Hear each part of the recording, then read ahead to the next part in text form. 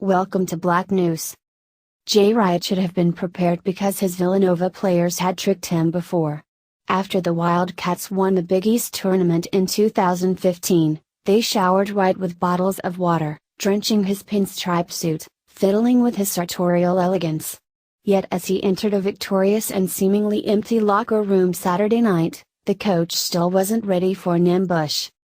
He looked around the room, surprised, basking in the Wildcats Philly-tough 64-59 victory over number 1 seed Kansas in the South Region final of the NCAA Tournament.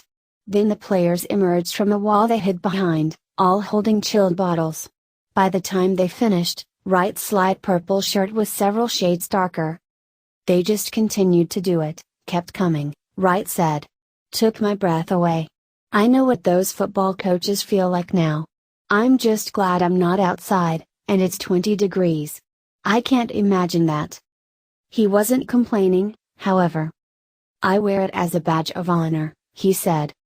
He wears it as a symbol of a team that embodies its coach better than any of this year's Final Four participants. The Wildcats are Wright's ideal team. Their offense is as stylish as one of Wright's suits, and it has reached a new level of brilliance for most of this tournament. But as they proved against Kansas, they can be as nasty as they need to be, matching the gritty foundation upon which Wright has built this program. Just as you can't underestimate the competitor within Wright's tailored threads, you can't mistake the Wildcats for being soft because they play small ball and shoot jumpers long enough to send Golden State into a high-fiving frenzy. Villanova outlasted Kansas in a tense and rugged Elite Eight game that was far more entertaining than most low-scoring affairs. In a mashup in which every possession was contested, the Wildcats emerged as the toughest team, holding the Jayhawks to their lowest point total of the season and ending the 17-game winning streak of a team regarded as the nation's best. Finally, the most undependable top-tier team in college basketball achieved greatness. Despite all Villanova accomplished the past 3 seasons, it had developed a reputation as a tournament choker. In 2014, the Wildcats lost in the round of 32 as a number 2 seed. In 2015, they lost in the round of 32 as a number 1 seed. If they hadn't advanced past the round of 32 this year, they would have become the first team ever to hold a top 2 seed for 3 consecutive tournaments and fail to make it past the first weekend. The year before this senior class arrived, Villanova went 13-19 during the 2011-12 season, the worst record of Wright's 15 years at the school.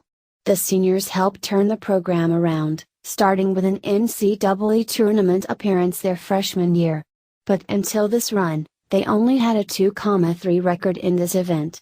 They've been open and introspective about the hardships and the choker label. Now they've eliminated it. All that March disappointment led to a team that can withstand anything. Wright gets emotional when talking about the evolution.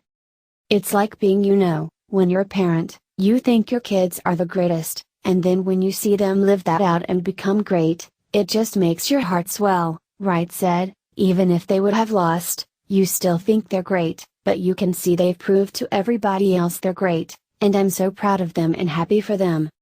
When asked to expound on that thought, Wright captured the reward of coaching as poetically as any coach ever has. "You just believe in your guys so much, and you're telling them how great they can be," he said. "And you know it. You see it in them, but they're 18 to 22 years old. Sometimes, they don't realize it, and you get them maybe 75% of the way there, and they leave you. You feel good for them. They got partly there, but you feel like you failed them a little bit. It's the greatest feeling in the world to see these guys get to that point where everyone else sees that they're as good as we see they can be, and that they see. I could tell in that locker room. They had more fun in the locker room soaking me. They were having fun with that.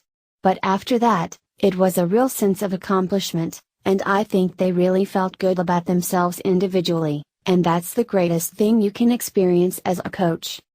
A team without a superstar beat Kansas as a hard-fisted unit. The Wildcats took Kansas forward Perry Ellis out of the game, holding him to 4 points.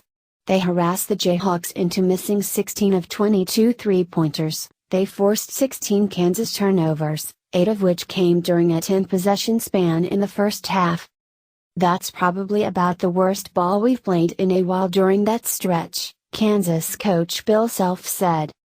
After the Jayhawks recovered and turned a 5-point halftime deficit into a 45-40 lead midway through the second half, Villanova didn't budge.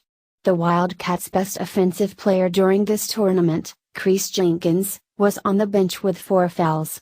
The Wildcats entered the Elite Eight shooting 53% from behind the three-point line during the tournament, but they were only 4 of 18 on Saturday.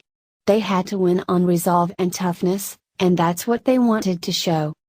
"We wanted to make it a street fight, make it an ugly game," senior guard Ryan Arcidiacono said. Arcidiacono is the quintessential Villanova player. He specializes in the little things. He's not the most physically imposing, but he plays harder than anyone. Ask him about his favorite part of the game, and he'll talk about taking charges. He grew up in Bucks County, PA, the son of parents who went to Villanova. This was his dream school. And when he arrived, he developed chemistry quickly with Wright. "It's amazing," Wright said. "He is me." When Villanova needed a big defensive play late in the game, he came through. With the Wildcats leading 62-59, Frank Mason 300 for a shot to tie the score, but Arcidiacono stripped him and Mikal Bridges recovered the ball with 4.6 seconds remaining. Jalen Brunson made 2 free throws, part of 8 straight Villanova made in the final 33-second to seal the win and the program's first trip to the Final Four since 2009. "It was ugly, but it was beautiful to us," Villanova guard Josh Hart said. As the Wildcats stood on stage for the South Region Championship Trophy presentation, the fans sang happy birthday to Arcidiacono, the player who best represents their toughness and willingness to scrap on every possession.